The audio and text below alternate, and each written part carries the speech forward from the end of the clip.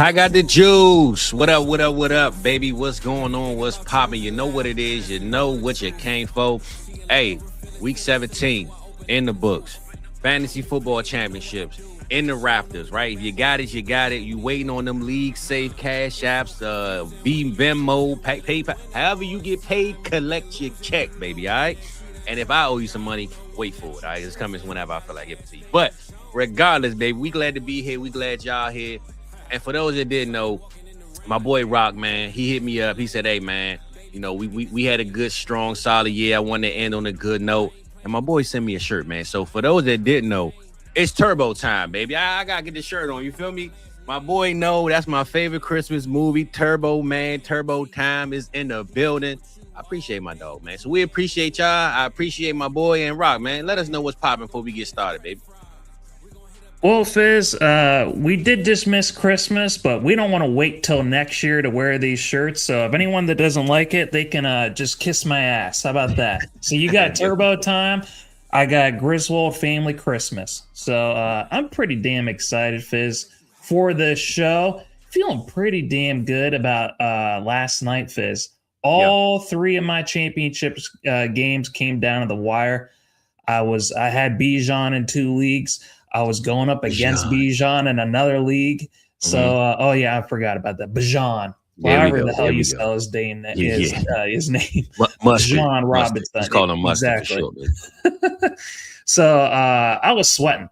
I was sweating real hard in that final drive just to see what was going to happen with Puka Nacua. Man, when he had that 41-yard touchdown wiped away from a holding call, I'm like, oh my God, that's it. But how many times do you have that happen and then you get an 11-yard touchdown to save the day? I mean, that almost never happens. I feel like only Puka Nacua can pull that off. So if you had Puka Nacua, you had Bijan Robinson, you probably won your championship last night. At least I hope you did. I won 3 out of 4, Fizz. Feel pretty good about that. Probably the best year I've had. And it wasn't just the wins, Fizz. It was the leagues that these wins were in. So one of them was in BDGE. I was going up against Nick Arcolana, one of my absolute favorite leagues. To be able to get that win felt really, really good. I went back-to-back in shit too. And then the Nickelodeon Bowl, 3 straight championships for your boy Rock, Fizz. 3 straight. So not even the Chiefs have done that, Fizz. Only your guy Rock has done that. So feeling really, really good. Now we can just focus on the best time of the year, which is playoff football. So I'm really excited for it. Well, I got to up you one time, Rock. I know they said the Chiefs couldn't do that, but I have a home league that I created 2020. This is when CeeDee Lamb was drafted. So this is how old this league is. I lost the first year, scored the most points this year, Rock, and lost, right? I've won every championship since. I'm on a 2025? I'm on like a 4-year streak, bro. It's like I won up on you, my brother. 4 years, but I'm not going to lie. It came down to the wire. Rock, I scored 700 more points than the second guy. And last night, almost lost because CeeDee Lamb, nothing. Gibbs, nothing. Hurts, nothing. Smitty, nothing. The guy played Derrick Henry, Christian McCaffrey. I mean, you name it. This guy was. Oh my God! How'd you even win? How'd you even win? That's crazy. Bijan Robinson. That's how I won. That's how I won. So, yeah. And the one thing I will say about this league that I think people like, you know how you see these juggernaut teams online, and you like, bro, there's no way you built this team or you have this team, right? I think what people tend to forget, Rock, is sometimes those rookies that you drafted in 2020, they just started to take off now. So like Puka Nacua, right? Nobody expected Puka to be what he was. So if you see somebody with a Puka, with a Jamar Chase, with a Justin Jefferson, like if you see a juggernaut team, maybe that team was 3 years, 4 years in, and it just became what it is now. But you can't look at people's team on surface and say, man, this dude is cheating. Because I've seen people say that, like, bro, there's no way this league is serious. But you don't know how old the league is. Like, people make trades 3 years ago that they're getting the fruits of those labors currently. So you got to remember, man, it's a dynasty, baby. That's why I went through that research. That's why I looked at all the average breakout age and years for each position. Some of these guys, especially wide receiver, they take the longest, Fizz. That's why I'm still holding out hope for Marvin Harrison Jr. Still holding out hope for Rome Odunze. Sometimes they take 3 to 4 years. I don't have any hope for JJ McCarthy. Sorry about it. God dang. But call Turbo Man on his ass. The best thing to do, what I usually opt to do, is try to just tank for the first 2 years. You get 6 to 8 first-round picks, Fizz. That's how you build these juggernauts. These teams where I'm like just absolutely destroying people, I just ate shit for 2 years straight and haven't lost since, basically. So, yeah, that's what I opt for. But you know what? That's enough about us, Fizz. Why don't we holler at the people in the comments that are tuning in for this week 17? Well, we definitely gonna holler at people, but I did want to let everybody know Rock has an appointment at 11, so he will be cutting short. So we will be moving along through the show. So if you see my boy pop off, it ain't that he don't want you, he don't love you, but he just got something else to do. So I want to give y'all a heads up that I will be flying solo for the rest of the after 11, so we won't be talking too long, too early. We gonna get straight to the business, baby. But meantime, between time, go ahead, Rock. Go ahead, say what you about to say, and then we can holler at people, brother. Fizz, an hour of me is better than nothing of me. So you guys get what you get. If you don't like it, you kiss my ass. Hey, baby. Well, in the meantime, between time, let's get it popping. You know I can't holler at the people without playing a little bit of tune. So it is the Cookup. We here. Oh, you know what? Hold on. Scratch that. Hold on. What are you gonna do? Jingle all the way? I don't got a horn. Damn, I messed that up. All right. Well, I don't got a horn. I messed it up. It's week 17. We going old school, baby. We taking it back to the gym, back to the basics. This is the Cookup. We got the people filling in. All my good people that's been here all year. This is the week 17 recap, and hopefully next week or the week after, man. I know New Year's is tomorrow. Thursday. I want to do a recap on everything, the whole season, the whole Vibes channel in a sense, right? Like all the people that's been here. We're gonna have a good night. Good morning for the people. But today, let's get through week 17, let's get through these fantasy championships, and we're going to see what happened before the NFL playoffs start, baby. So let's get it popping. It's the Cookup. Let's get it cracking, Rock. Hey, they wrote me off. I ain't write them back. Nah. Follow me, but don't double tap. I ain't liking that. You subscribe, I monetize. Now who's striking that? Wanna see the contract? Who got the rights to that? This my story. I spent my whole life on life. Time's up. Shador Sanders with the rollie in the armor. I could do this shit with my eyes closed. The main attraction don't come at me with no side show. I'm selling high, they wanna buy low.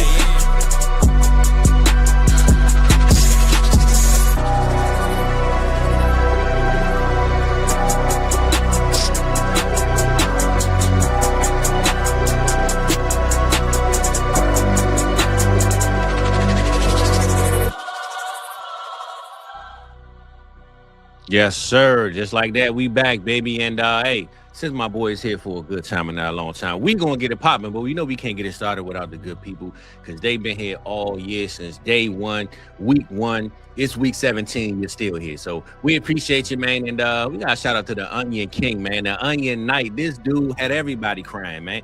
This is what he do, baby. That's what onions do. You cut them up, they start cutting up, and then everybody get the crime, baby. So shout out my boy Connor, man, in the building. We appreciate you, big dog. Still an honorable man, Fist. Still an honorable night. For sure. And to be honest, bro, it's all love, man. Ain't nobody tripping either way. Connor, we appreciate you. Got that good old victory lap. Get your victory lap, big dog. He played EV, man. Shout out to him for that one. My boy Terminal in the building. And Term, man, I saw he put in this one right here. He said, thanks for introducing them to best ball. It's his best way, favorite way to play. And how many leagues will he get into next year? I just say, Term, you're all right with me, Playboy. So maybe we get another one next year. We'll see what's good. We'll see what's popping. Pops, what's good? He said he was blessed in 2025, 2026. Will be another one, baby. So let's get that one popping, Pops. We appreciate you. My boy Big E came through.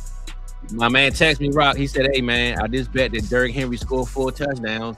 Hey, the man got it, baby. He got that money. I don't know how he felt it. I should have called him, brother. Oh, my God. Damn. Got that, he got it. And my boy Voorhees in the building. And, hey, shout out Mr. Wonderful. I see how you like to tap in when he beat me in the championship, baby. But it's all good, big dog. We still appreciate you, man. It's all love to my dog, man. Rock, I'm not going to lie. I knew I was going to lose to Mr. Wonderful. but I still had to talk my talk. I said, "Hey man, I showed you around the school. Now I'm gonna show you around this trophy room because I'm gonna get a couple of them up in this thing." I knew I was lying to myself, but I still had to do it, baby. It's all. That's the one thing I miss, Fizz, about Yahoo, where you can go in and look at, all right, I'm in the diamond tier because I've won this many games. I got all these trophies in the trophy room. That's the one thing I don't like about Sleeper. I've Being written able to show that a off. million times about this. Can you please create a trophy room, please, man? That's what we need, baby. That's what we need. Yeah. Fantasy Condo, we appreciate you too, big dog. We appreciate you. Yes, sir. Purdy and Bijan. And we definitely gonna talk about Purdy, man. But Rob, man, I'm gonna let you call the show, man. I know I usually do all the ranting and raving and kicking it all, but you let me know what we going to first and what you on today, man. How we gonna get it started, player? Well, since I am here for only a good time and not a long time, Fizz, let's get into the league winners. So I looked at the top performers by points per game from weeks 13 through 17, Fizz. So if you had these guys in your lineup, pretty good chance that you were able to take home a chip last night. Let's start off with the QBs, Fizz. Your guy, my guy, not Mike's guy, Brock Purdy is the one that had the highest points per game over the last 5 weeks of the season, Fizz. It was Purdy and it was Trevor Targaryen, of all people, who we both traded away and weren't able to see on our championship teams. So it was Purdy, it was T-Law. Honorable mention right behind those two guys, Drake May, Fizz. So if you had either of those three guys, pretty good chance that you took home a championship. Isn't it crazy that Brock Purdy is on this list after the start that he had, where he missed a lot of the season? It was Mac Jones that was slinging all those touchdowns. Well, Rob, we went over this in the offseason about Brock Purdy. Where's he at? He was ranked 12 to 17 in some leagues, right? In some rankings. I can't see how he's not top 10 right now after what he just did, bro. Coming in the next season, somebody's got to find a way to etch him into their top 10. I don't care where you put him. He can be 10. And I ain't checked to see if he's there now. I didn't even check. But I'm just saying he's top 10 right now because when you look at the 49ers, you look at Kyle Shanahan, they locked him into a contract. But the man lost every weapon he could possibly lose. He even lost George Kittle this week. And still, it didn't bother him. QB 13, Fizz. Okay, well, he's after Jordan Love. Who would you rather have? That's my point. Purdy will be, mark my words, 2026, dynasty, mock, ranking, whatever you want to call it. Purdy will be top 10 quarterback going forward until otherwise, bro. There's no way leaving the way he left this season. He can't be. And Fizz, like, we talked about it after he got that huge contract, which everyone gave him shit for. I mean, he had broken like every record that Tom Brady had as far as wins goes. Yeah. He was on an absolute heater before he injured his elbow in that first play against the Eagles. He could have gone to back-to-back Super Bowls, Fizz, with the 49ers.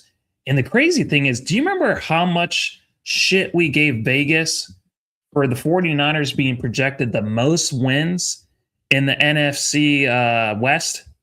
They had them for the most wins. And now there is a very good chance, we're going to talk about it a little bit more, maybe we can disperse it in.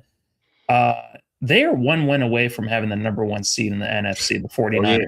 Yeah. Hey, bro, but think about this. And we don't want to talk about it too long, but Purdy versus Sam Darnold for the NFC number one seed. Who the hell drew that up? Mm-hmm. Yeah, two of your guys. I'm congratulations to you. Sam Darnold too. Kudos to you, my brother, because all season you were drafting Sam Darnold and Gino. I'm gonna give you a little black pen on that one. Yeah, okay. But Sam Darnold did so good, we can erase the Gino narrative in it, right? The fact that you were standing on Purdy, Sam Darnold, those are two of your guys all season, no matter what nobody else said. And hey, man, congratulations to you, my brother.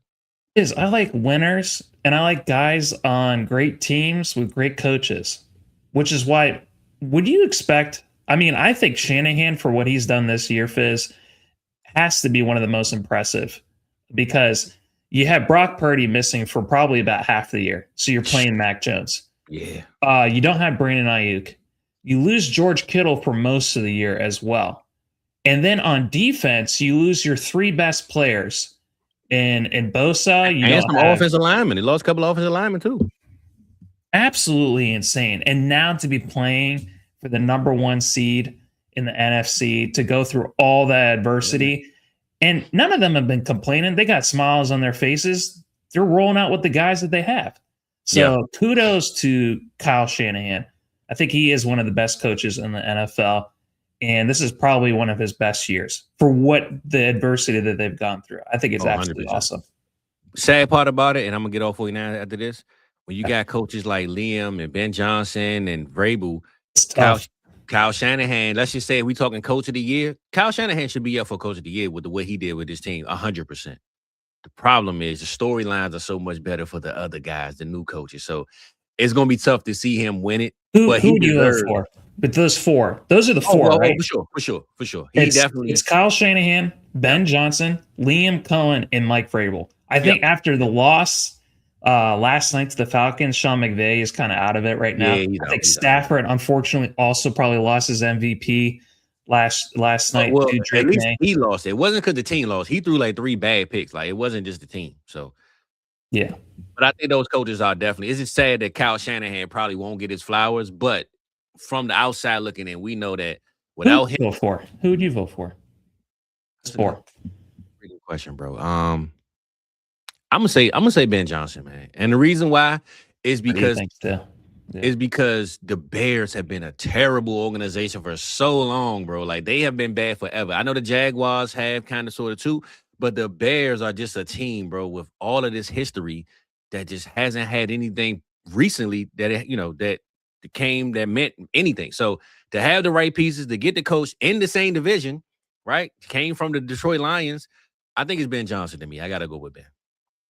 You know, it's also crazy too. I mean, let's give Vrabel some flowers too.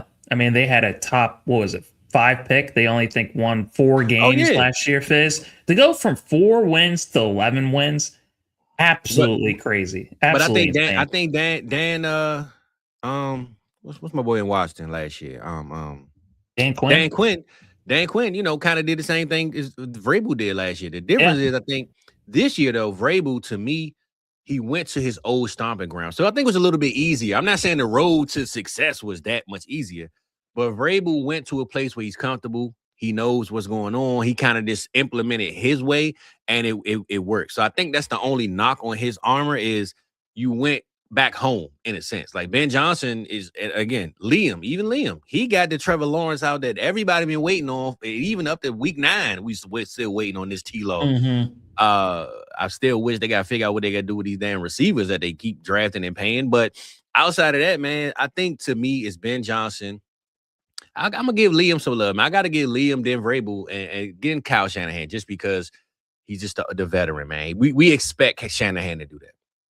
It's tough. I hope it goes to any of those 4 guys. I want to be mad for the other 3 guys that lose it. So just maybe, I know it's supposed to be like a regular season award, Fizz, the same thing with the MVP, but we know damn well that if you win in the playoffs, that's probably going to actually be the They be cheating. They be cheating, bro. They always claim the vote is already in. Yeah, right. We don't want to hear that garbage, man. So we'll see. But what we got up next, man? I see we got a couple of people. And also, man, shout out to y'all that's just joining in. Rock is here with us till 11, just to give y'all heads up. But, man, shout out my boy Jake, man. He gave me some kudos. I appreciate you, big dog. The Vibes League, baby. Your boy conquered that one. I got it locked in, Rock. I don't know if you saw, man, but who you take down last night? My boy, Mr. Voorhees, man, my brother. You know what I'm saying? Oh, man. And he's in the chat, too. So yeah, that's my dog, man. So, if I ever had to win or lose to anybody, it would be him. So it was definitely something that I was like, at least we represented. You know what I'm saying? I couldn't just have the Vibes channel and not show up to the big show, baby. So we got it there. And, shout out my boy Jake, man. That's the only league I'm in with him, man. So shout out to the shout out, baby. Well, Jake just gave us a good segue. He said, no, Bijan, no problem. How about we go into the league winners at the running back position, Fizz? So who would you guess are at the top in points per game from weeks 13 through 17? Weeks 13 through 17. And I'm not looking at nothing, so just give y'all a heads up. You said a number 1 person? Yeah, the top 2. I have 4 written down. Okay, so I got 2 top ones and 2 honorable mentions. I'm going through names, and I know Bijan is up there. I'm thinking about my leagues currently. Kyle Pitts, Trey McBride, and Bijan. I'm going them 3. Okay, even with a bad game last night, Kyle Pitts is still, I believe, up there. if I'm not mistaken. Well, that's at the tight end position. I'm only talking RBs right now. So, my bad. Position. I thought you were saying overall. My bad. Oh no. Damn, is it Bijan? It gotta be Bijan. It is. Right? Okay, he's number one, Fizz, especially after last night. Cool. So he edges out CMC, who is number 2. Fizz, guess who the honorable mentions are? It's the same guys as last year. One of the guys I've talked a lot of shit about as being a one-hit wonder. He is not a one-hit wonder. Oh, yeah, Chase Brown. I can guarantee you Chase Brown. I don't even know that, but you saying one-hit wonder, I already know it's Chase Brown because we both were on the same page, though. Thank God Joe Burrow came back to play for his franchise that is completely in the dumpster. Yeah. Chase Brown and Derrick Henry, number 4. The old king that everyone thought his body was broken, Fizz. It's not. And they ran. Even the coach started, right? Because they should have used him 5 weeks prior. But Fizz, what did I say to you? What did I text you? And I also went on Twitter and tweeted it. Where the hell was this all damn year? Because you were talking about it, Fizz, and this was in my mind. This is why I'm glad when we do this show. You were talking about John Harbaugh being on the hot seat. Mm-hmm. And I was like, hell no, absolutely not. And then after what happened after that, Fizz, with him not really using Derrick Henry, and then everyone else talking about like this is just a crime against football. That you're not using a guy. You want to, I want to get Keaton Mitchell involved. I want to get Rashawn Ali involved, or any of these guys involved. Fizz, if they would have used Derrick Henry the way that they did, they don't have to run him 32 times like they did the other night. Right. But and just run him 20 times. Exactly. What are they always talking about? Derrick Henry in December is undefeated. The Texans will know that. Jaguars will know that. Now the Packers do. So I'm glad that they're doing this now. I cannot believe that if they beat the Pittsburgh Steelers next week, they're going to be in the playoffs, which is absolutely crazy. Well, Rob, I'm going to be honest. I told you don't give up on them, baby. The Ravens, we back, baby. We back, baby. You feel me? I started with my Lamar Jackson jersey. But now I'm going to just say this, though, bro. This is something that I think Jim Harbaugh knew. Listen, I don't know why I wasn't doing it, but guess what? Derrick Henry, we need you. You know what I'm saying? Please save my job. I might even buy you a damn car, whatever you need. Just give me this. Keep my job, brother, because there's no reason why they haven't been doing this, at least in this playoff stretch, right? Because I think 2 weeks prior, they benched them in the fourth quarter. They needed that game and benched them. Talking about a workload. This fool about to be at home in Cancun working off a load, all right? So what do we got going on over here? Oh, my God. Someone took Todd Monken and stuck this ass in a locker so that Derrick Henry, just all he has to do is just run the damn ball. So, bro, listen, I mean, and I know, we moving through players, but I want to break down some of Derrick Henry. You know your boy now. I'm on this research tip, baby. I'm trying to kick it you out here. Derrick Henry, 216 rushing yards, the most ever by a visiting player in Lambeau, right? Most ever. 4 touchdowns. He tied his highest career in any game. He moved into the top 10 in rushing, passing Tony Dorsett at the number 10 spot.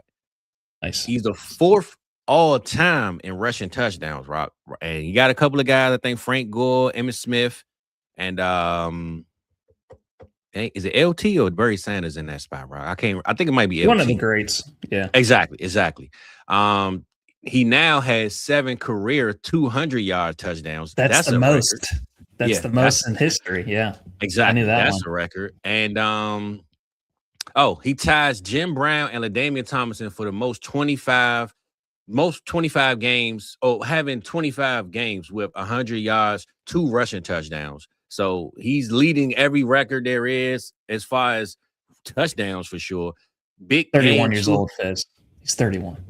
And it's the crazy part though. The man run like he's 26.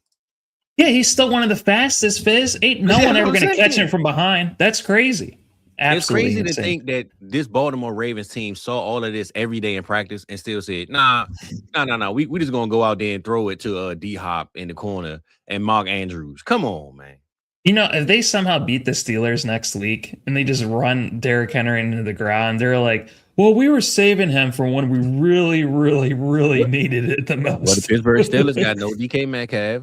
My pops text me and said, son, the NFL is rigged, man. Ain't no way that the Steelers lost this game, right? So, you know what I told him? Myles Garrett didn't even get his sack record either. It's just well, Myles Garrett said, hey, They were so worried about because they can't. Aaron Rodgers upright that they didn't even think about winning the game. I saw that quote. Because that came out before the game that they were saying, don't let Garrett get this record against us. He can get anywhere else, but not against us. And I think that's what they were focused on. But I'm leave out with this, Rock. When Pops told me the NFL is rigged, I said, yes, sir, you are right, because the Cowboys ain't won in 30 years, and it's all because Jerry Jones sued the league. So you right, the Cowboys championship is rigged. The NFL don't want over Pepsi, Fizz. Over Pepsi. That's what it was over. The NFL don't want the Cowboys to win. Now it makes sense, Rock. Now it all makes sense. It's Coca-Cola, no Mountain Dew. It's rigged, baby. All right, we wanted to go to Nike. We ain't want the Reeboks, man. Come on, man. I'm just saying it's rigged. Okay, Fizz, I got a question for you. Since Patrick Mahomes is out, who is the next one that steps up that the NFL rigs, their games for? Who's the guy that's going to be like completely unstoppable? The refs are going to be on their side no matter what happens. Yeah, I can give you one. One. Are we talking AFC or NFC? No, there can only be one in the whole NFL. Well, I'll give you this: the young guy, man, the new favorite one, the Drake May, the new Tom Brady, baby. They gonna do it for Brady time. You did it. They claimed they cheated for Brady for 100 years. Now he changed and cheated for Pat Mahomes. I believe Drake May in the Patriots way is back with the refs, baby. I think that's the one. That might be the one, Rob. I don't know, because I just feel like even though he's had such an amazing season, do you think that Drake May is being talked about enough in NFL circles or only mainly in fantasy circles? Oh, that's a good question, too. Well, I say this. A lot of people are doubting the Patriots, and the reason why is because... See? Yeah. Well, I would say this. The reason why is because they haven't played anybody, bro. I don't know if you know this, but I think 14, one of the easiest schedules. 14 of their wins are teams under 500 or something like that. So it's like they haven't beaten anybody. They went 8-0 at home. See, I got this. They went on the 8-0 road record in 2025 under the first year head coach. And yeah, they said I think 14 of their wins are teams under 500. So a lot of people are already just like, look, these dudes. What about Josh Allen? Isn't this going to be his year? It has to be this year. I don't think so, Rock. Look at what he did yesterday. I mean, Sunday. Now, bro, I'm gonna tell you this, and I know we just excuse us, y'all. We're gonna get to the games, but I like this conversation. No, we're just doing it organically, Fizz. It's gonna be this, yeah. But my boy Voorhees hit me up, man. He brought up a good thing. He said, bro, the one thing with the Chiefs being out of the playoffs, I'm looking at other teams and like what I like about them. And he said the one thing I like about that Buffalo Bills and Philly game, as much as my defense won us championships, I want a defense to play like this. And I know I always talk about offense. But, bro, I'm going to give it to the Philadelphia Eagles. They put BTA to Josh Allen on Sunday, bro. Josh Allen thought he was big body. He was going to just run in the end zone. No, I'm talking about Jalen Carter and them boys was digging on Josh Allen graveyard, man. Like, it was crazy. And as much as I knock Philly for playing low inspirational ball, I still don't think that they're real contender when they going against a 49ers team that is clicking on all cylinders. The one thing Philadelphia Eagles have is attitude, bro. And a defense like that is going to be real scary against another team that's maybe not mentally prepared. So I'm just saying all that to say Buffalo, the only reason I brought it up is because Josh Allen, looking at how he played against them, if the New England Patriots or the Denver Broncos or one of those defenses come and smack Josh Allen in the mouth, might be a long day for him on the playoffs, brother. And then who the hell are they going to throw to? That's going to be another issue that's going to come up. So it's going to be the Josh Allen show. It's going to be the Cook show. And if they shut those two things down, you have nothing. So I'm with you. What you got next, Playboy? So let's move on to wide receivers. We talked about the RBs. If you had Bijan, CMC, Chase Brown, or Derrick Henry, you probably won a championship. Fizz, name the two top wide receivers. 13 to 17 points per game, PPR. One of them is going to be super surprising. I know, that's why I'm mad at you that I didn't clock this. I'm gonna say Puka is one. And he is number one. Yeah. Okay. All right. Cool. And two, I would have said Chase, but I don't think it's Chase. I'm gonna go with. He's three. Oh, okay. All right. He's three. Damn. All right. At least I was close on that one. Two. What tier is he in? Over the summer? Give me a tier. He was like the fourth or fifth tier. Oh, damn. um, you said the last 3-4 weeks? Oh, man, Rock. I'm thinking of my teams and who I had. Let's just throw it out there, bro, because I know I'm a. Biz, would you believe it? After a full healthy season with a rookie QB and a rookie head coach, that Chris Olave is the number 2 wide receiver. You know what's so crazy, Rock? I got a stat line from Chris Olave saying right here in my notes that I didn't bring up. So you're 100% right, because Chris Olave over the last 4 weeks had like 4 touchdowns, 300-something yards or something like that. So I don't know how I missed that one. I didn't go to my stat book. But yes, Chris Olave, bro, brain freeze, who I called him over the summer because, I thought he was definitely going to be done. Yeah. And he thought he was going to be done too. Remember we talked about even that. trying to make a joke out of it, but really I thought like, bro, this is about to be over with. But Chris Olave and the Shuck Mobile, baby, it's going down. Rock. One thing I will say though, kudos to Chris Olave, but that is all Kellen Moore, bro. Kellen Moore that's what he does. That's what the Philadelphia Eagles are missing right now. I think this Philadelphia Eagles, Rock, might call Kellen Moore and ask him to retire as a head coach, man. Just come back. We'll pay you all the money you want to be an offensive coordinator. Why is DeCal saying Mike Williams? Mike Williams isn't even in the NFL anymore. That's retired.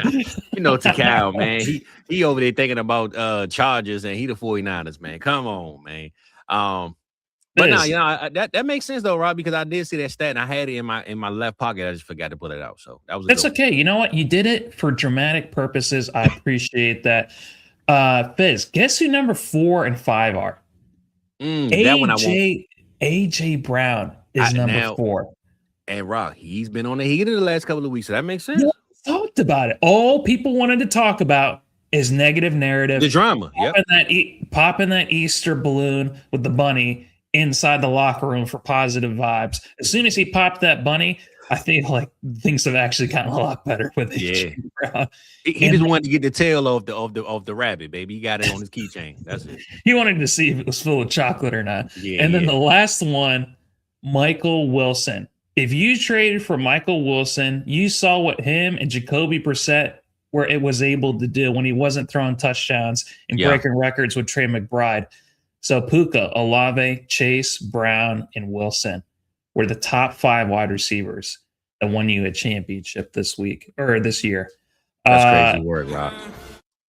It's pretty insane. Let's finish it off with McBride and Pitts being the number 1 and number 2 tight end. And then right after him, the honorable mentions, Kittle and Fannin. Those were your top 4 tight ends to finish out the season, Fizz, that brought you a chip this year. And Rock, and one of the leagues that we're in, I have McBride, Pitts, and Fannin, and I didn't make the championship, bro. And this is the 2.5 premium tight end league, bro.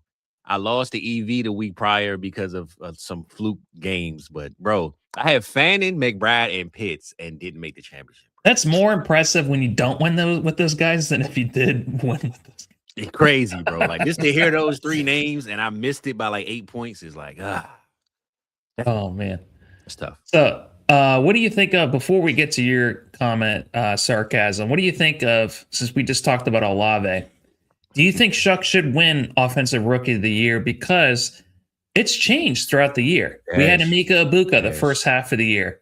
We had Travion Henderson pop up for a few weeks.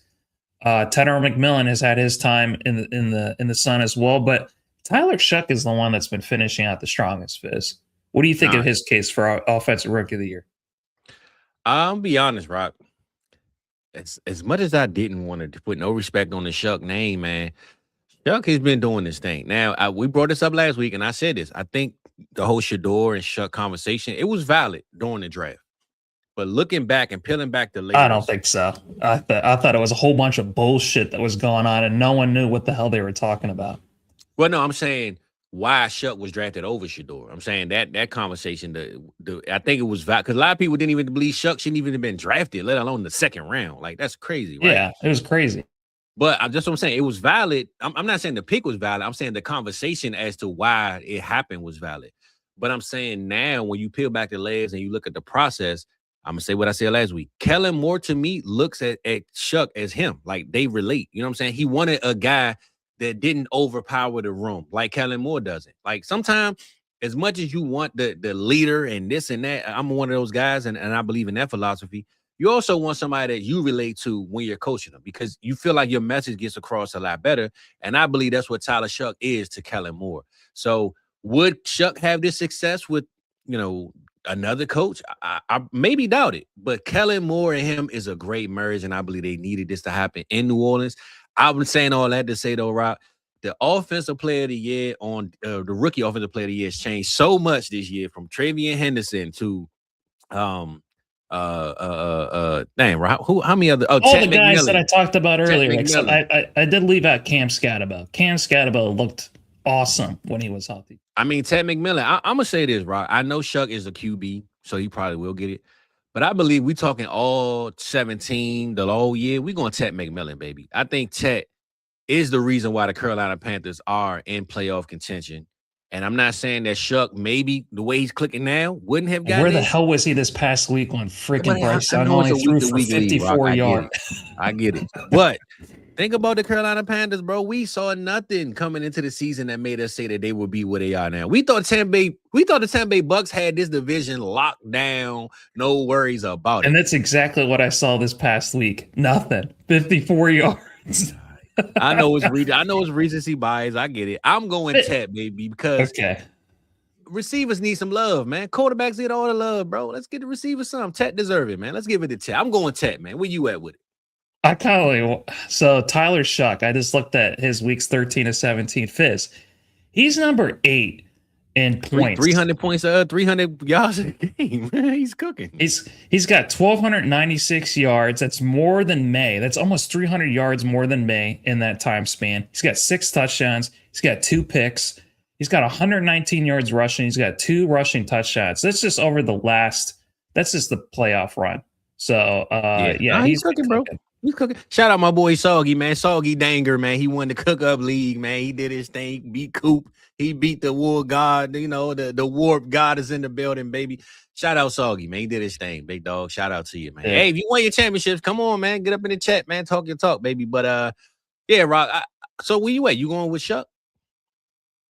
I guess. Yeah. No, now you guessing. Come on, man. Because it's tough. I don't want to really vote for any of these guys because they didn't play amazing all season. Also throw RJ Harvey in there. He broke all the different rushing records for the RB position.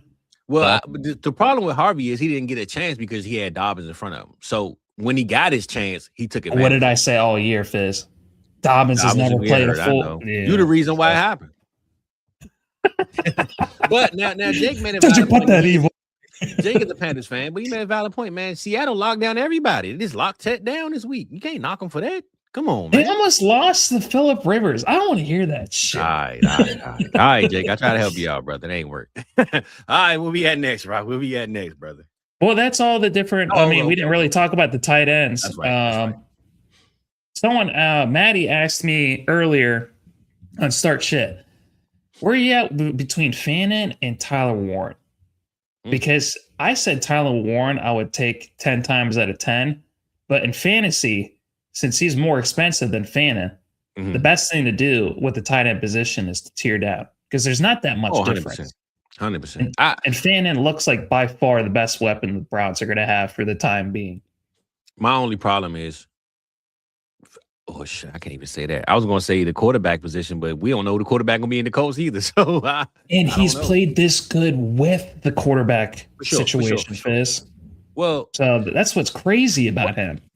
This is going to be my AJ Brown to Devontae Smith conversation. I'm going with the better price, and I'm going to go at Harold Fanning. Yeah, and I don't knock anyone that does that. If you had either of these tight ends, they were 2 of the best tight end prospects I've ever looked at, Fizz. Yeah. They both outscored Brock Bowers. So if you have any of these tight ends that have been coming out the last few years, Fizz, you're sitting pretty. So make sure that you draft these tight ends. They're one of the best positions to draft when it comes to rookies.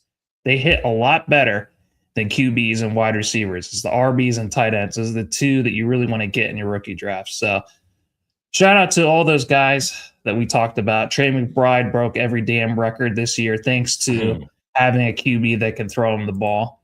Well, hey, you ain't seen the short yet. Go check it out, man. Me and Rock got a short out right now on this channel about the Christmas gifts in Arizona, and McBride, Michael Wilson, and Jacoby Brissett, man. Those are the three topics, man. Yeah, absolutely awesome.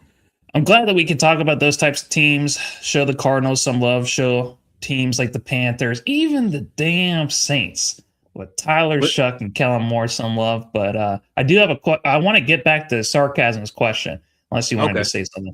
Well, I just want to bring this up about McBride because I had I was going to say this for the games, but when I go through the game, what I do, Rock, we just had this conversation, and once you leave, I just break down some of the games, and then I do it like that. So that's good. Yeah, I think I'll just get to the games myself. But McBride, bro, for those that didn't know, he did set the tight end record with 119. And of course, Rock, you know whose record he broke, right? Sorry, I was muted. I was about to take a drink of my tea. Brock Bowers, as far as receptions, right? Zach Ertz, baby. His predecessor, his OG. He broke Zach Ertz. I forgot. Bowers broke the record for most receptions by a rookie. Exactly. Not the tight end record. He broke Puka's record, yeah. Because it was Zach Ertz, and then after him was Brenton Strange, if I do recollect correctly.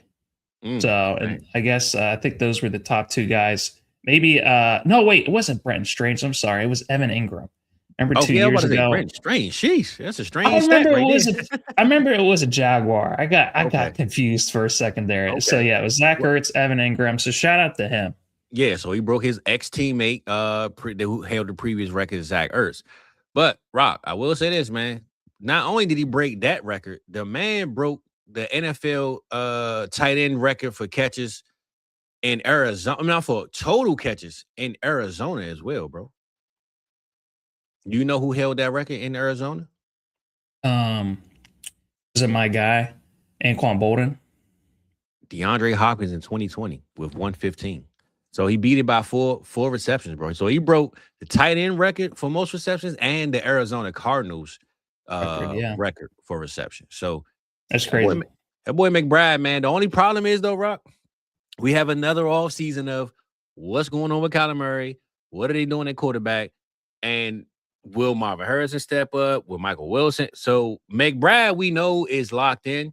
But does he break these records if Kyler Murray is the starting quarterback? Absolutely not. We've already seen that show for the last 4 years. That's the scary part about it. So I ain't scared, Fizz, because I feel like Kyler Murray's going to be gone.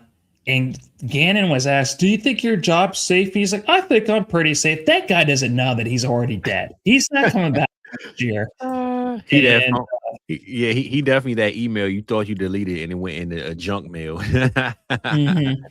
But all right. There's two. Soggy. Who you say? You said Soggy or Terminal? No. So there's two. There's Terminal Sarcasms, and then there's another one who asked about Black Friday for coaches. I guess the ones that are going to get fired. Yeah, we bring that Black Friday, Black Monday, whatever the hell. So let's do Terminal Sarcasms. Javonte Williams gave great values versus ADP to me. Who else is amongst your top values, production versus ADP, all positions? So that's a great question. Let's each give one QB, RB, wide receiver, tight end. So you talked about it earlier. Probably Brock Purdy. If he's at 13 right now, there's no way that anyone's trading him at 13 right now. His value is not reflecting what he's done over the last month, where he's been the number one QB for sure for the last month. Well, I think we talked about him. Tyler Shuck, right? Shuck is one. Dak Prescott is one. You want to invest in Shuck? You don't think that this is just a bullshit year? You think this is real? I'm be honest, bro. If Kellen Moore is the coach, and they're saying next year that Shuck is our guy. Shuck, winning wise, I don't know what they'll do. But stat line wise, one thing I tell you all the time, Rock, when Kellen Moore played with Dak, when Dak played with Kellen Moore, Dak was throwing 5,000 yards, 45 touchdowns. We didn't win a lot of games, but that was the formula. I thought Kellen Moore was going to do the same with Philly, and that's why I didn't trust Philly last year. So I'm saying that to say Kellen Moore will get his quarterback to the fantasy promised land. I believe this Tyler Shuck and fantasy thing is real. So I believe next year, if you got him, man, you just gained a whole lot of more value and money in your pocket. So you're going to go with Tyler Shuck? I have two guys that I want to mention. Jackson Dart, who is now the QB 10. And I think if he gets an amazing head coach next year, one of the top coaches probably will go to the same way Ben Johnson went to the Bears. That was the best head coaching position. I think the Giants are easily the best head coaching vacancy for next year if you get to coach Jackson Dart. So I want to invest in Dart with his rushing upside, Fizz, and Patrick Mahomes. Patrick Mahomes was a top 2 QB all season until he got hurt. And that was with all the dysfunction that they had in Kansas City. He's hurt. There's a discount. I think those are the two guys right there. Well, the reason why I don't know if that's a good one, bro, because I like the take on Pat, but he said the top values of production versus the ADP. And I know Pat was still like a top 7 QB. You know what I'm saying? Like I know right now he's 8. Yes, I'm not saying you. I'm just saying you didn't reach far enough in the cookie jar on that one, brother. But I ain't mad at you though. Yeah.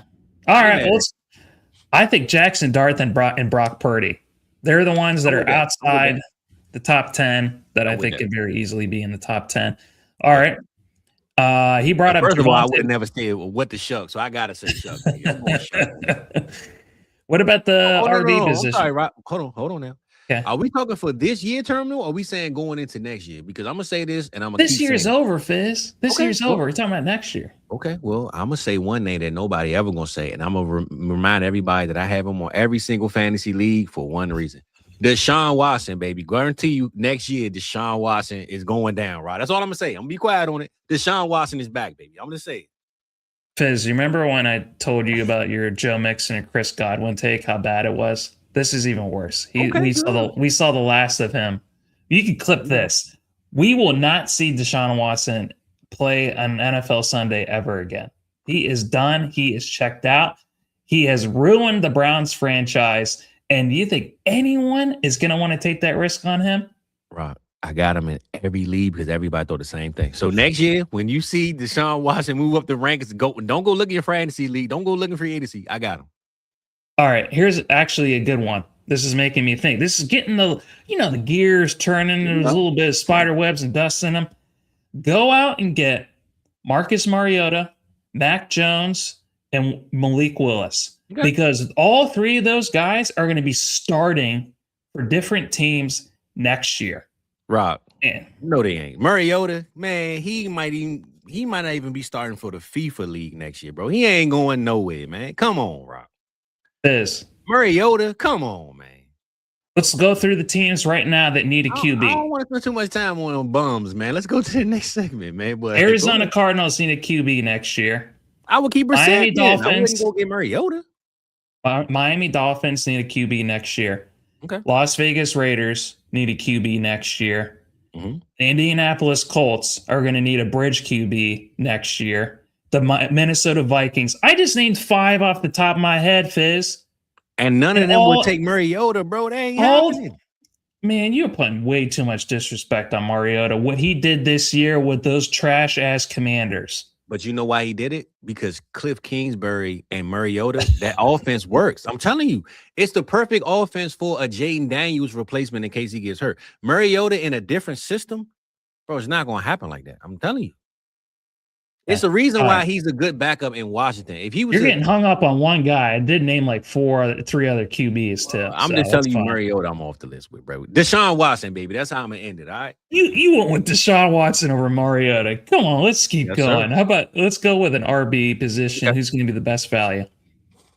Going into next year. Well, he named one. Javonte Williams definitely was a big one. But I'm sure he moved up a lot. That's not going to be a value anymore. Why didn't I look on the list? I'll say this, Rock. Now, this is a good value, but a lower tier value as well. The Quinshawn Junkins thing. Is this a major injury? Will he miss time next year? I have no idea what the injury is, to be honest. I feel like it's been very vague because no one cares about the Browns. Well, he has a broken leg, broken fibula. It's pretty bad.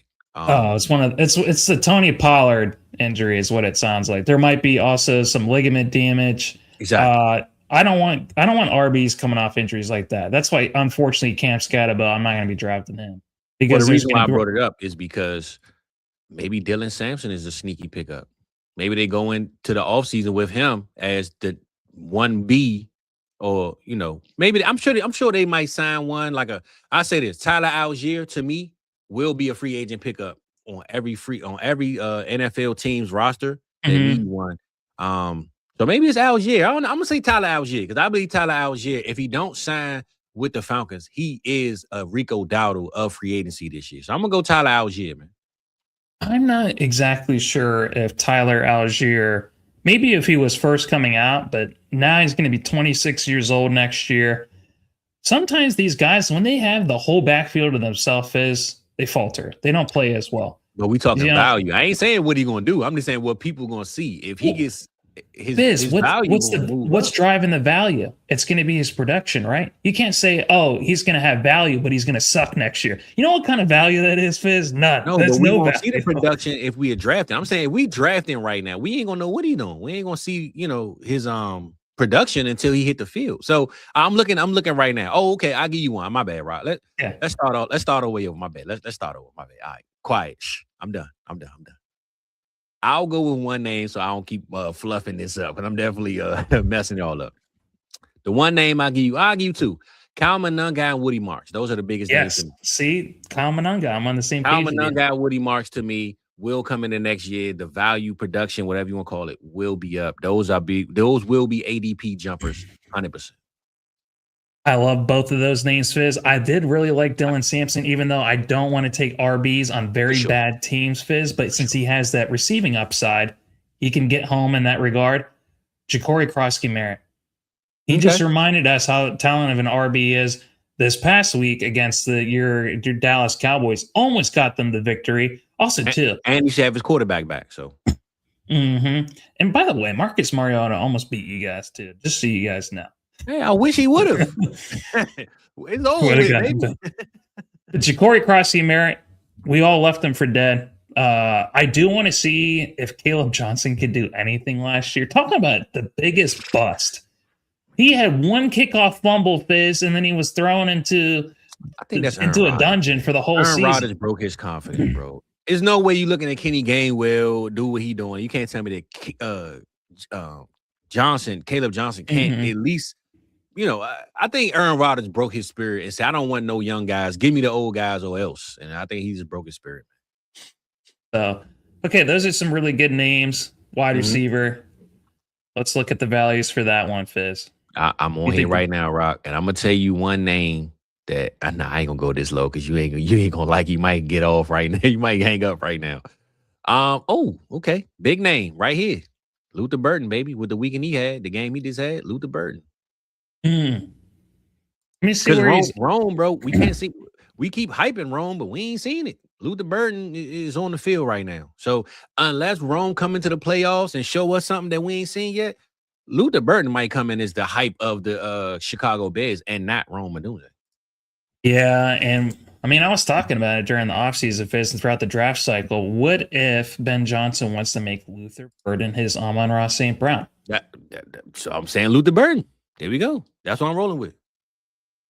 Yeah, I mean, I still have a lot of faith in Rome Odunze. He still was one of the best wide receiver prospects. He is a freak physically. He's got that big build. And I don't like knocking people if they're injured, Fizz. I only like to knock people when they're healthy and not producing, not when they're injured and not producing. So I still have some faith in Rome Odunze. It's just the question, though, is can any of these guys really stand out if you have Rome Odunze, Luther Burden, Colson Loveland, and a dynamic running game, Fizz? That's a lot of mouths to feed. Yeah. It's kind of tough. A lot of people have been talking about Brian Thomas Jr., the possibility of him getting traded. Do you think that he could be traded next year with all the other mouths that they had to feed at the wide receiver position? Apparently, maybe Liam Cohen is not a big fan of BTJ. Do you think he gets traded? And if he does, do you think he could be a huge value for a new team? There's no way I'm trading him, bro. It makes no sense to trade him. And why would I trade him when he's at his lowest value? Like, his value is so low. If I'm a team coming to you, I'm buying low. I'm buying cheap. That's why I'm buying. So if I gotta sell him for a second and a third, hell nah. Perfect example. Cal, BTJ to the Bills. You think I'm gonna get a Bills BTJ for a second and a third? Hell no. You're gonna pay up because their second and third gonna be in the 20s, late 20s. if it ain't worth the risk, a high team, maybe what's a bad team? The Oakland Raiders say, hey, you want our two? How about we talked about it with the Baltimore Ravens, Fizz? What do they need more than anything? Number one wide receiver. Again, now if the Baltimore Ravens pay up and say, hey, we're gonna give you it costs a first. That's BTJ, yeah, he's going to cost the first in NFL circles. And I don't think nobody's going to send him a first because they want to try to play the down season down whatever game. And that's why I'm saying I don't think the Jaguars are going to do it. I think teams are desperate for wide receivers amongst they're a premium position, the same way corner, pass rusher, QB, tackle. All those positions require at least the first, sometimes multiple firsts. Yeah, like we saw twice this year. But I think BTJ, yeah. The tough thing is the Jags don't have a first this year, so maybe they make that happen. Yeah, and you roll out with Travis Hunter, you roll out with Parker Washington, Jacoby Myers, Brenton Strange. Yeah. Everyone forgot about De'Ami Brown. I forgot he was even on the team until I started cutting his ass for Jake Tonjes this week. Hey, it was a good damn cut for you, that's for sure. Okay, so yeah, I'll just roll a BTJ as my buy low value. I think also Ricky Pearsall. Yeah. I mean, I traded his ass or Trevor Lawrence straight up for Ricky Pearsall. Traded Cam Ward straight up for Ricky Pearsall. I'm very, very hopeful that he becomes a wide receiver 1 next year on a Kyle Shanahan, Brock Purdy offense. So I think he's still buy low value as well. All right, what about the tight end positions? Finish it out with that. Oh, you're muted. All right, he is still muted. That's fine. Maybe I'll just get. Okay, there you go. My bad. Hold on, my computer over here glitching, man. You know the kids at home, they got 5 iPads loaded up and all that, man. But I was gonna say we talked about Kombat.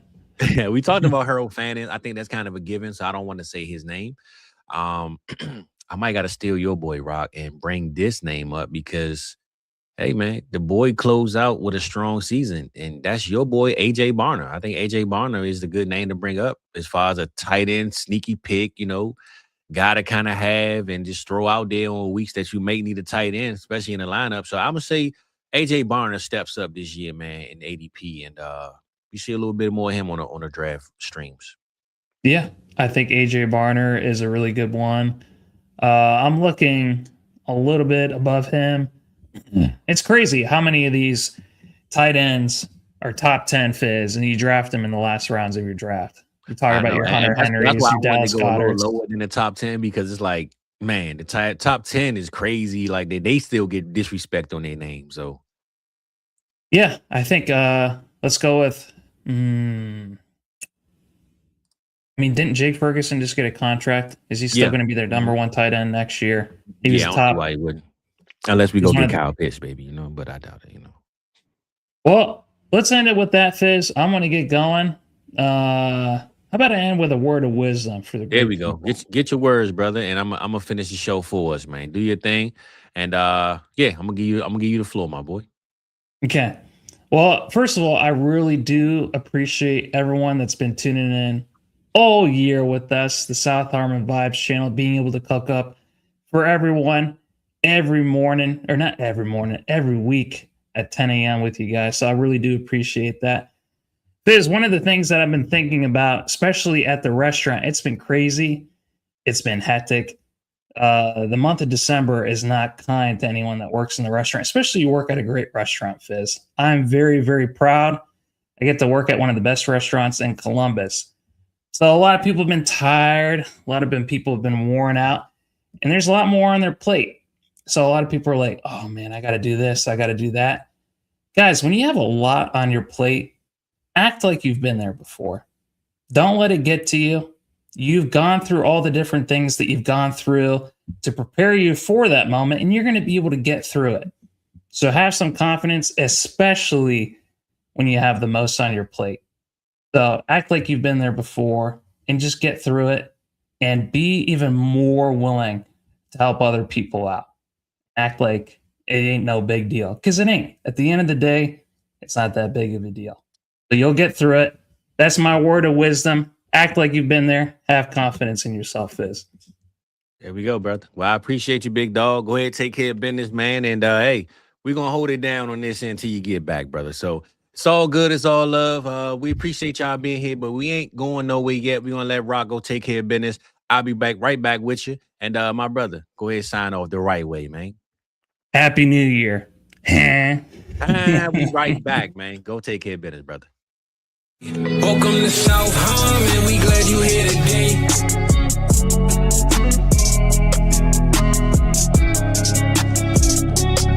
Like and subscribe, that's what we really appreciate.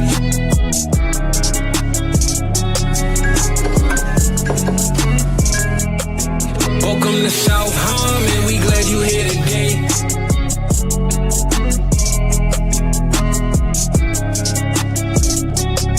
Like and subscribe, that's what we really appreciate.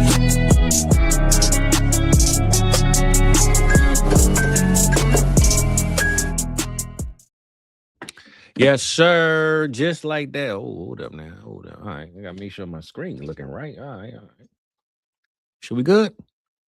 Hold on now. I got a little drift right here. All right. We good now. We good. All right.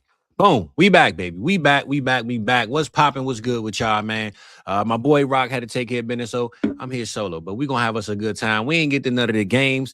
I don't got my graphics. I ain't got nothing, man. I'm just here to kick it with the people. So for those that are here that want to talk about their fantasy leagues, week 17, cool. But we're gonna talk about a little bit of football, maybe, because week 17 wasn't worthy of, a lot of bad teams playing. Cowboys versus Commanders on Christmas. Good game, but meant nothing. Detroit versus Minnesota. Detroit needed that win, but Minnesota just needed a little bit of victory love, feel a little bit of better to close out their season. I think Justin Jefferson is 57 yards away from 1,000.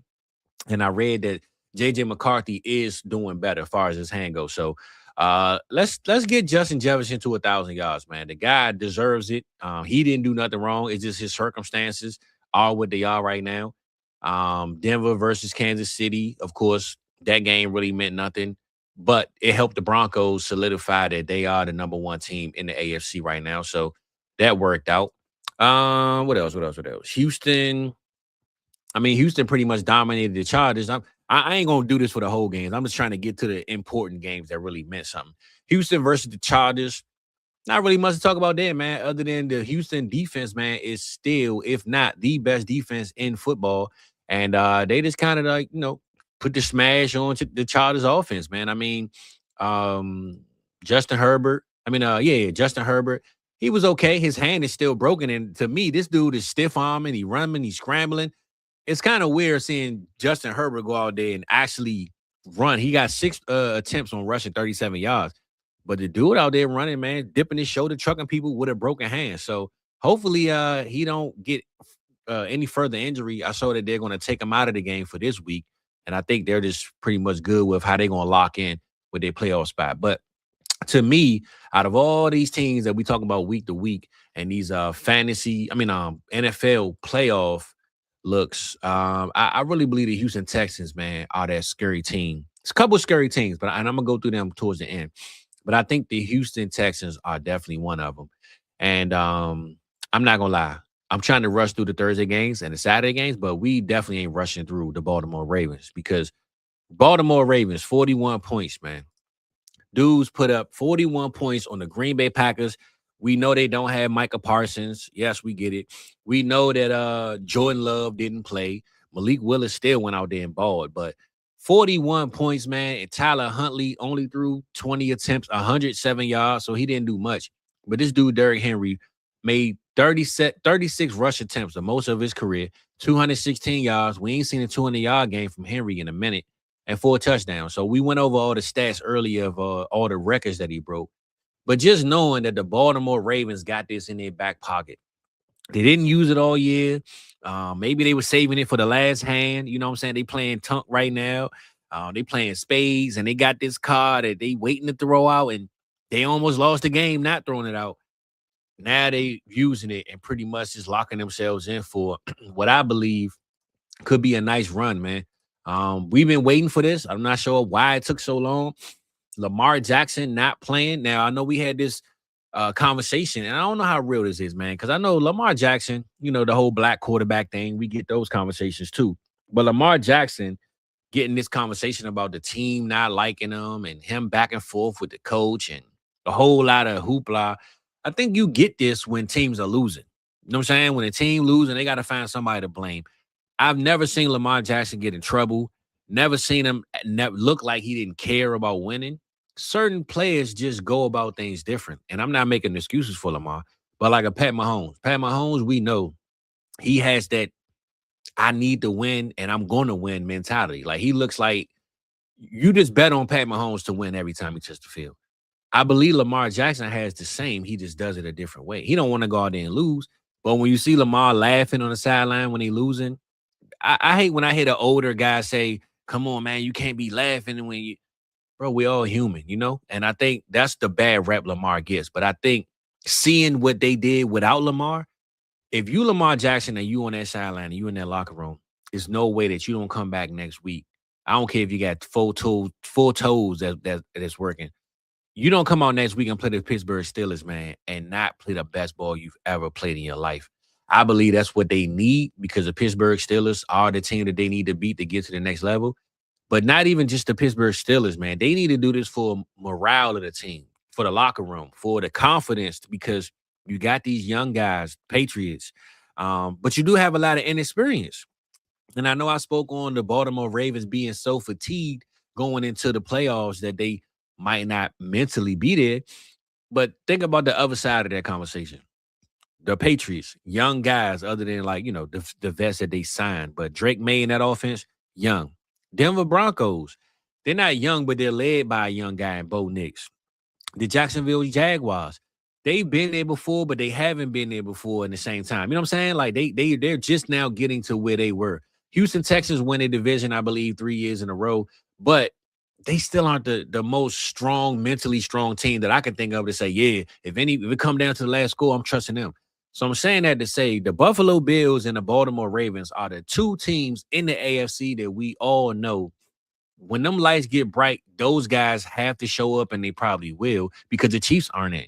So on the other side of the token, when I said the Ravens might be physically and mentally fatigued, a win like this resets everything because you show that we do have Derrick Henry. We do have other ways to win, and all we need is for Lamar to get us to where we need to be. So I'm right back on the Baltimore Ravens need to lock it in and do what they need to do, baby. But we'll see what happens, man. Me personally, though, I really just believe the Baltimore Ravens, they will be the Pittsburgh Steelers next week. And again, the mental fatigue of the Baltimore Ravens going against the Patriots and the Packers and the Steelers, which I really thought that was going to be a test for them, and it has been. I think a win like this changes everything, man. It changes everything. The smell in the room is different, right? You're going to shower different. You're going to wake up like, man, we about to crush Aaron Rodgers, and don't matter who next. Like, you ain't even checking on the schedule of what seed we in. Just get us in the dance. You know what I'm saying? So I trust this Baltimore Ravens team going forward is what I'm trying to say, people. And to be honest with you, though, Green Bay Packers, they didn't have Jordan Love, so we going to give them a little bit of slack. But let's just be real, man. It's a tough division in. Chicago Bears is definitely the better team right now on paper. Detroit Lions is still a good team. They're just out of the playoff scenario. But when I go look at the playoffs, and if you're in the chat right now, I'm on another screen, so I'm going to get right back to you. But I appreciate you being here. You know that already, baby. Let me see where we at with the playoff pictures. Cool. And I do see we got some people up in here. Well, my boy, we see, he said, couldn't start the 49ers on the bye. Hey, you right, bro. You're 100% right. And one thing we will do is acknowledge that the 49ers, what we did earlier, but the 49ers ain't nobody to play with, man. You don't play with them boys right now. They one of them teams. Where we at, E? He said, everybody got a plan until they get hit in the mouth. Hey, listen, again, Derrick Henry punches hard. This ain't the Mike Tyson that fought Jake Paul. You feel me? This is Mike Tyson back in them days. That's who Derrick Henry is right now. So we got to hold that down, man, and see what's good. My boy Schumer is in the building, man. What up with your playboy? And we got ATM, man. So we appreciate you coming through, man. But this playoff scenario, man, right now, like I said, Baltimore Ravens on the outside looking in with the Steelers and win and go home, right? A lot of people say that it's fixed. It's reneged. It's not reneged. It's whatever you want to call the damn word. All right, whatever you want to call the word. The Baltimore Ravens versus the Steelers Saturday night. I think we got two big games for playoff seeding for the Baltimore Ravens and the Steelers, and then the 49ers and the Seahawks. So, like I said, want to go home, baby. I'm betting on the Baltimore Ravens. But to go back to my Packers conversation, and I had this stat that Rock missed it. Rock, check this out later, big dog. I don't know if y'all know this, but I had this down earlier. Green Bay Packers, 7th seed Kings, man. I don't know if y'all peeped this, but 2022, they missed the playoffs. 2023, 7th seed. 2024, 7th seed. 2025, the 7th seed. So we're going to see about these Green Bay Packers, man. The one thing I do know is regardless of their seeding, they always find ways to win. The coach is one of those guys. He's up there with the Kyle Shanahans and McVays when we start talking about, respect on quarterbacks' names. I mean, coaches' names. I just think, to me, the Green Bay Packers need that Micah Parsons. I think that's a big, big, big loss because Micah brought something that they didn't have. That's why they gave up 2 first-round picks for him. So losing Micah in the position and time like this, right now, the Green Bay Packers will play the Chicago Bears if they ain't started today. I'm giving it to the Bears. If they don't play the Bears and they play, let's say, Philly, I'm giving it to Philly. I really believe as bad as Philly's season has been and as bad of up and down radar these Eagles have gone on, man. And I don't want to say I'm not the biggest Jordan Love fan. I just don't think Jordan Love, man, is going to get the job done, man, when it comes to these other guys. So no knock on Love for personal reasons. I just don't think he's going to get the job done, which is why I picked them to not win their division early. So we'll see, man. We'll see. But the NFC, AFC looking real shaky right now. Let's get to the next game, man, because that Baltimore Ravens game we talked about too damn long. Where we at with it? Week 17. All right, cool. Week 17, we back with the games. Seattle versus Panthers. My man Jake, man. I know you weren't happy about the outcome, big dog, but I will just say this.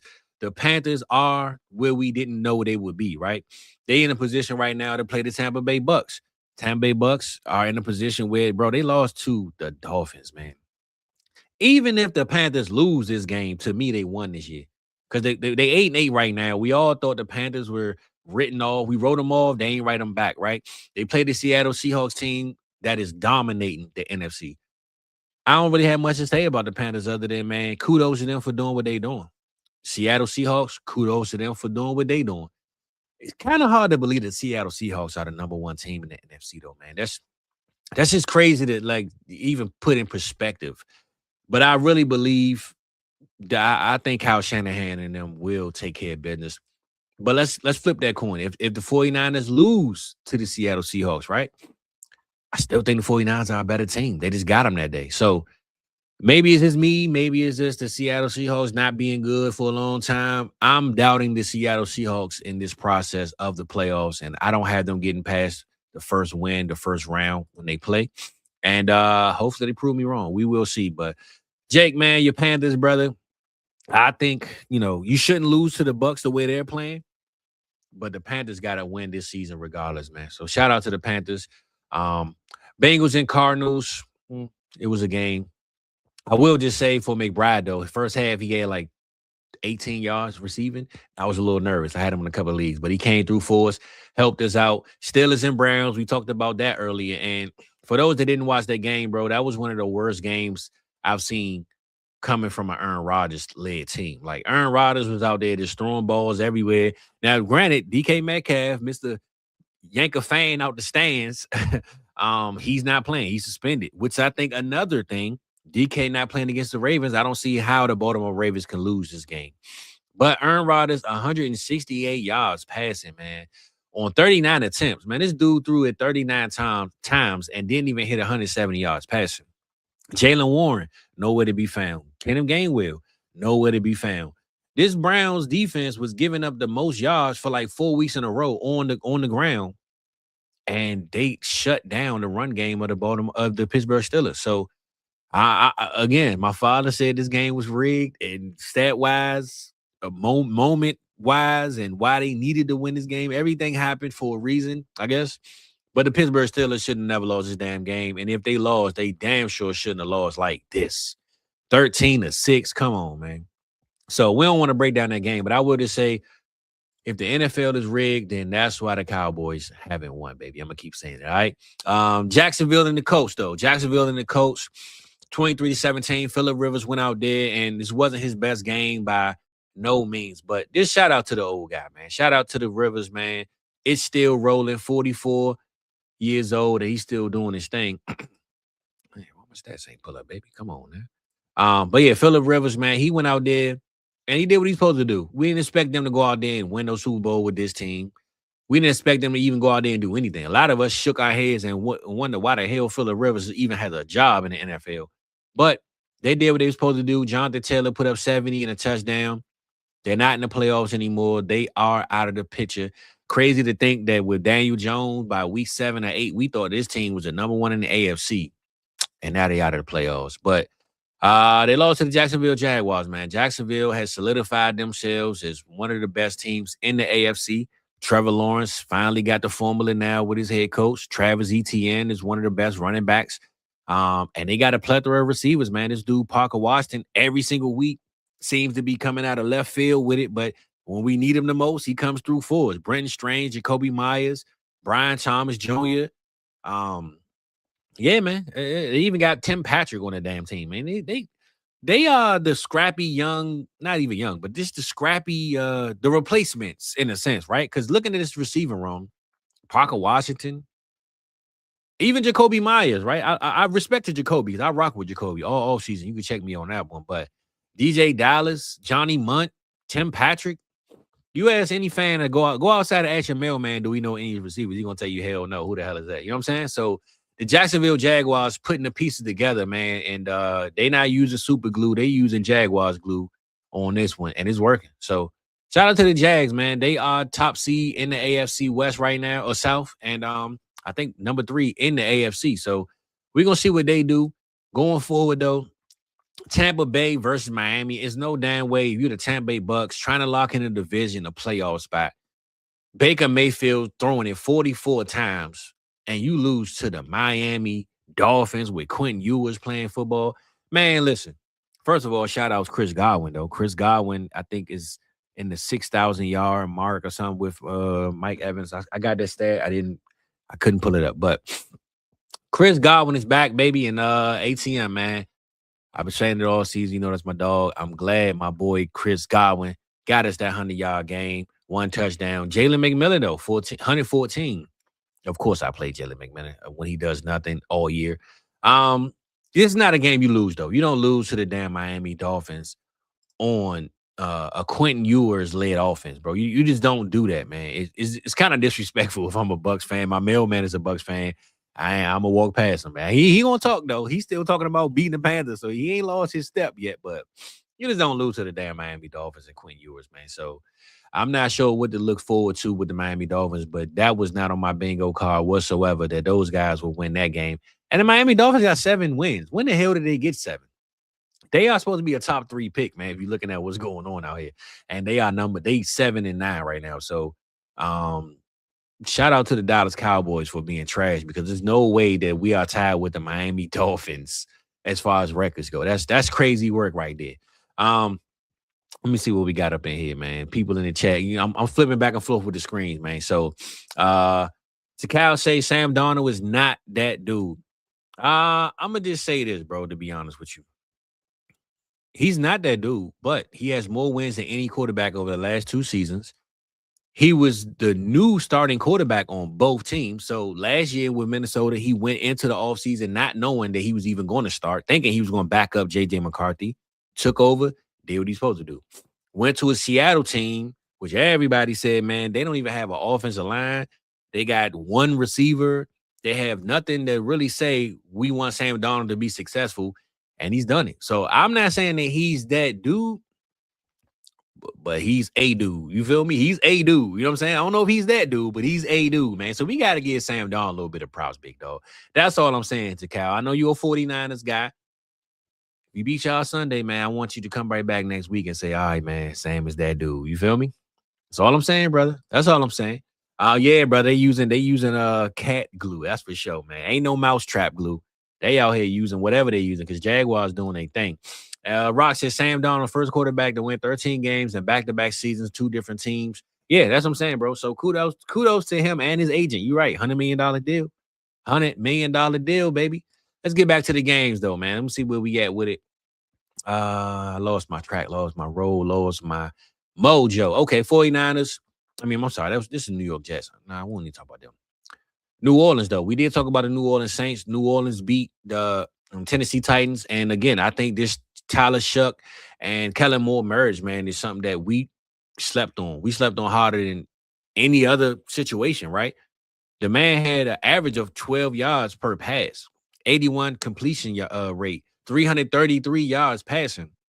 And he completed he only missed 5 out of 27 attempts. Man, dude throwing it on the money. Aldrick Estime, 94 yards rushing. Now, I know they played the Tennessee Titans, so I'm not sitting here saying that these dudes would have did this against other teams. But Chris Olave, which we brought up earlier, top 3 in fantasy points as far as week 13 to 17 go, as far as the playoffs. Jawan Johnson had 95 yards receiving. Dante Pettis is still in the league, people. You feel me? They finding everybody, man. The New Orleans Saints right now, with a high pick this year, they are 6-10. So I know they're in the top 7, I believe, as far as picks go. New Orleans Saints right now, you can't tell me that if they go out there and get one of those top receivers, I'm not sure which one to fall to them. You know, Tate, Lemon, a long list of names, right? Whoever they go get, though, if they go receiver route in the first round, I don't see why this can't add to the Shuck, man. This can't add to the aura of what they want to build in New Orleans. And I think, kudos to Kellen Moore, man. I was the biggest Kellen Moore hater. And it wasn't that I didn't think Kellen Moore knew what he was doing. I just don't like his philosophy for winning games. I don't think it works. It's a reason why this team is 6-10. It's a reason why when he's with the Dallas Cowboys, to me, we weren't winning more games than we should. Now, granted, we ain't win them games this year, but that was a defensive thing, and a lot of excuses are being made. I'm just saying his philosophy of this air raid, throw the ball, Chip Kelly type offense, you want to call it, to me, it doesn't equal wins when you don't have the balance of the teams. And last year, he won a Super Bowl, so, I could be totally talking out of my ass on this one. But they didn't throw the ball 5,000 times either. They ran the ball with Saquon. So I just think his philosophy of how he plays and coaches the game, it don't really work for wins, but it works for fantasy and stat lines. And Tyler Shuck has that in his pocket. And put some respect on Tyler Shuck, man. Put some respect on the Shuck. But Tennessee Titans as well, man. Kudos to them. Me and Rock talked about it last week. This team just needs to close out on a high note, right? Win, lose, or draw. Just have your young guys go out there and do what they do. I don't see nothing bright in the future of this team. They need a whole new roster. They need a whole new everything, man. But one thing I will say with this team, they need some confidence. And the young guys leading the charge and doing what they do, that's building confidence, man. So I like Cam Ward feeling this up, man. He got his mojo back. He didn't have the best season, but coming in as the number 1 pick, most times you don't have your best season. You're on the worst team. I will say this guy, DK, though, we didn't know that he was going to be the number 1 receiver on this team. They had Ayo Maynard on there, Calvin Ridley, Okonkwo, Van Jefferson. Man, these dudes got 100 receivers that he threw to yesterday. But this dude, DK, man, I read that I had the stat line right here in my phone. I think he set a record for... Nah, I was trying to avoid looking down and doing this on my phone, but I got y'all covered, baby, because I wanted to bring this up. I just didn't save it because I knew Rock wasn't going to have the time. DK. And a lot of y'all like, man, who is DK? That's why I want to bring it up, because some people don't like him or don't understand who he is. And this might be the future number 1 receiver in Tennessee. Where is this dude at? If I can find it. And if I can't find it, oh well. But DK broke a record for... Okay, boom, here you go. DK set the NFL record for all-purpose yards, surpassing the rookie record. Tennessee rookie record for all-purpose yards, surpassing Tim Brown's mark from 1988. DK finished with 2,350 all-purpose yards, fueled by a lot of big returns and a lot of big receiving yard games. So shout out to that boy DK, man. I wanted to bring that up because let's just be real. That's a name that we didn't talk about as far as ADP go, but you might get this guy later in them rounds in them leagues, man, and come through on basketball leagues and win this for you. So shout out DK, man. I wanted to bring that up, show him a little bit of love. And I also forgot about this, man. I got a short that I just put out about the trades, the Michael Parsons and Sauce Gardner trade. Rock, forgot to bring this one up, baby, because I wrote some notes now. You know I got a little bit of notes. Do y'all know Sauce Gardner, who was traded to the Indianapolis Colts from the New York Jets? Sauce Gardner is the only player in NFL history to be traded from two different teams in one season and only see one win on each team. Sauce went from the 1-7 Jets to the 1-7 or 1-8 Colts. So, long story short, this boy Sauce got a hole in a bottle, man. He got to figure it out, man. I don't know what's going on, baby, but it ain't looking good. The sauce is expired, and I ain't going to blame it on him. I'm just saying the circumstances ain't right. But to get traded from a 1-7 team and go to another team that was a playoff bound, and then you get there and you win one game, that's pretty tough, baby. I wanted to bring that stat line up before we moved on. Giants and the Raiders, though. This is another game where pointless game, didn't matter, but it did matter because this was the pick 101 bowl. Giants could have won the 101 pick. Raiders could win the 101 pick. Raiders look like trash. They lose. Giants won. But outside of just other players in this game that don't really matter, I will just say, though, Jackson Dart got his mojo back. You know, he played the Oakland Raiders, but still 200 yards. Tyron Tracy, 64 yards. Wan'Dale Robinson hit 113. His first 1,000-yard career season of his career. So kudos to him. What you look forward to as the Giants? Like Rock said earlier, new head coach, getting Malik Neighbors back, figuring out a new philosophy for this young guy that's your QB that you finally found now that Eli Manning's gone. You thought Daniel Jones was going to be it. That didn't work. I can't even remember all the other damn quarterbacks they had, but Jackson Dart seems to be the number one. So going forward, we have our quarterback. We got our number one receiver. We got Wan'Dale Robinson in the pocket now. Tyron Tracy, Scatterbo. We got a lot of things to look forward to. Burns, they got a solid defense. Now they got to build on that.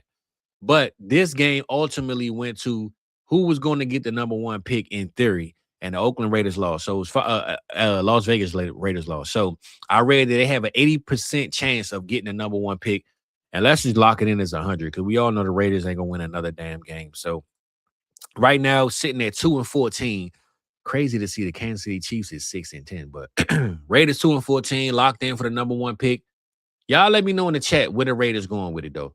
Had this conversation yesterday. They need a quarterback, right? I'm hearing this ain't the quarterback class. They need probably a head coach, or offensive coordinator. They need a new damn logo. What do the Oakland or LA Raiders, Las Vegas Raiders do with this 101 pick if they get it? It's easy to say trade back, but do you have somebody that want to trade up? Like, they got a lot of questions that they have to address. And I would love to see when I think Mike's going to start doing a mock draft show soon. I would love to see where Mike go with this because I know Mike is on draft time, always locked in on his draft stuff. So where we at with the Oakland Raiders, man, and where are they going? Because to me, I'm hearing that this class, not the QB class, but every class ain't the QB class, right? I just think if you the Oakland Raiders and you mess up the 101 pick again, this to me, I'm gonna say this, and I'll close out on the Raiders. This is the Kwame Brown Wizards pick.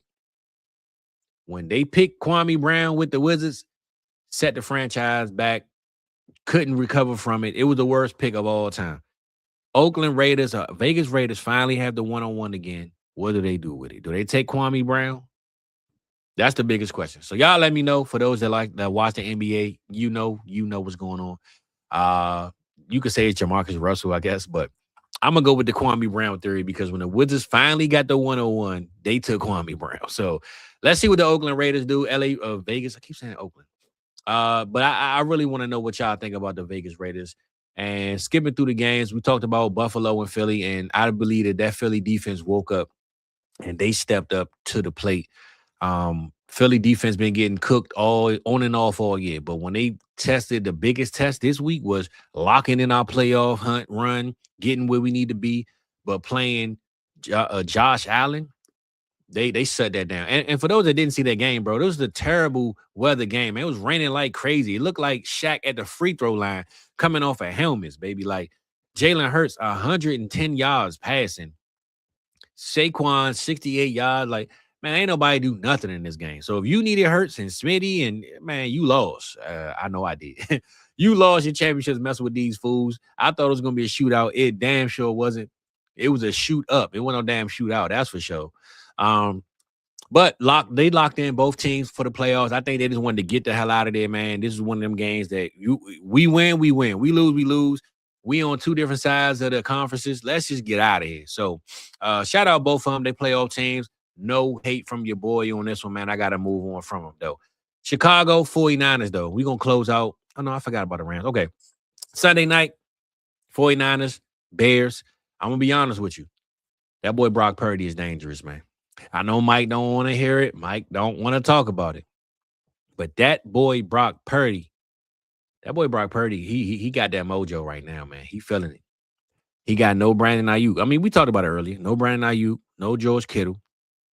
Christian McCaffrey played all 17 games this year, or 16 games. I believe, yeah, next week is 17. I don't know if y'all knew that. Christian McCaffrey hasn't missed one game. That's a big thing. But just knowing that Brock Purdy, man, comes out there after suffering an injury, after missing most of the season, after people already think he's Mr. Irrelevant, the dude looks real relevant right now. And I know Mac Jones came in and kind of looked like, hey, anybody can do this. I'm not saying that Mac Jones couldn't come in and do what Purdy doing. The thing is, Mac Jones ain't in there. Brock Purdy in there. So I got to say, shout out Brock Purdy because the dude is tearing up the NFC. He's putting everybody on notice. And I will say this. He has the advantage in the playoffs over Seattle, Sam Darnold in Seattle, over Carolina and Bryce Young and Baker Mayfield and all these other teams. Brock Purdy, Matt Stafford, Jalen Hurts. All those guys have been to the big show in recent times. And in this 2020, 2019, whatever you want to call it, all those guys have been to the big show. Not everyone has won it. But Brock Purdy and the 49ers have been there. And I really believe that outside of all the injuries and this and that, as much as I don't want to say this from a Cowboys fan standpoint, I'm going to be real. The 49ers have been to the big show. They know what it takes. This is regular business day for them. For most teams like Seattle, it's the highlight of the year. It's something. It's a new feeling because they ain't felt this and since Rush was there, right? 49ers, man. Doing what they did last night is a regular business day. They probably didn't even wear suits to the game. They had on flip-flops and Crocs because it's regular business, baby. This is what we do. This is what we supposed to do.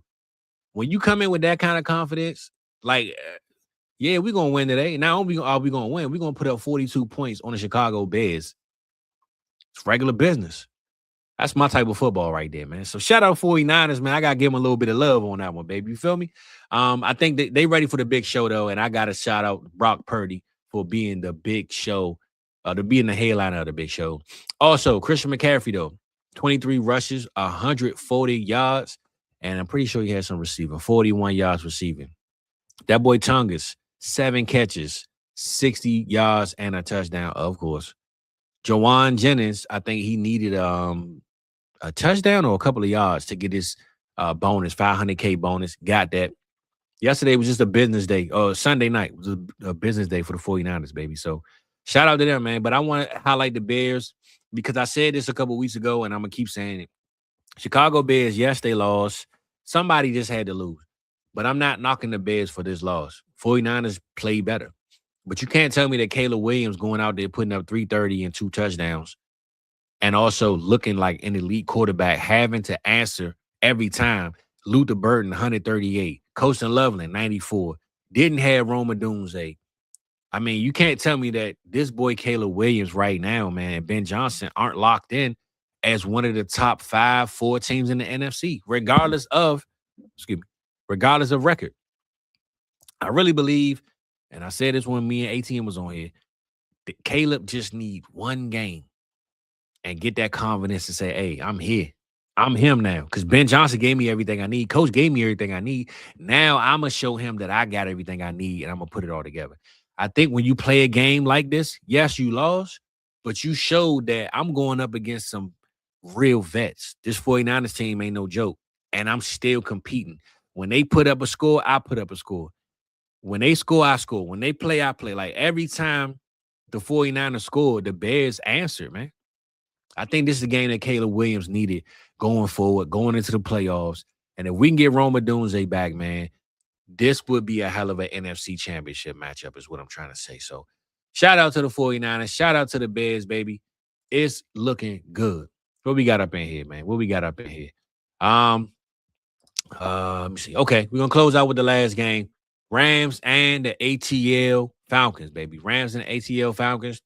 Falcons, man, they showed up and said, hey, we know y'all got our first round pick, but we ain't gonna let you have the one that you think you're gonna get. And the Rams showed up and said, we thought we could beat y'all. We can't. That's just plain and simple. Kirk Cousins did nothing. 126 yards and a touchdown. Bijan Robinson, we gonna talk about him. Kirk Cousins threw the ball to nobody. Drake London, nothing. Kyle Pitts, nothing. I couldn't believe what I was seeing, man. But this was the Bijan Robinson show. Bijan, 34 yards, receiving a touchdown, 195 yards and a touchdown, 200 plus all-purpose yards. But this game wasn't about the Atlanta Falcons. It was about the defense, though, because they played a hell of a defense on Matt Stafford. They put the clamps on Stafford in that offense. And Puka had a lot of calls, a lot of plays called back. It was about Bijan Robinson, though. Bijan Robinson is that guy. He is the number one player. Could be in fantasy. I know we love receivers, but remember at one point, Christian McCaffrey, Le'Veon Bell, Derrick Henry, Alvin Kamara. We thought running backs were the number one players in fantasy. Now it's all about the receiver. We want Jamar Chase. We want Puka. I think Bijan Robinson might have entered the 101 player as far as skill players go in fantasy. So y'all let me know how y'all feel about that. Bijan Robinson, though, locked in, closed out the way he's supposed to close out. Beat the Rams, said y'all ain't going to win on this one. And we're going to get to the Rams side because this was Matt Stafford's game. This was his game to solidify the MVP, the old guy, the veteran. I'm coming to close out, close the deal. Man threw 3 interceptions, throwing bad passes all night, looked shook. The Falcons defense was on his top. They were not playing games with him. Kyron Williams had a good game, 92 yards. Puka Nacua only finished with 47 yards, but, man, listen, the man had a one-hand, left-hand catch on the sideline. Ball moved, no catch. He had a big bomb, 38-yard touchdown. They called a play illegal shift or whatever on it. Puka could have finished the game with 150 yards and maybe 3 touchdowns. They called back every time he caught the ball. So I don't know what happened with that, but I just know. I don't know what happened with that, but I just know the LA Rams didn't show up. We solidified them as the number one team in the NFL and the NFC. Times have changed, baby. Times have changed. I love me some Sean McVay. Stafford is my dog. Puka is my dog. Devontae Adams didn't play.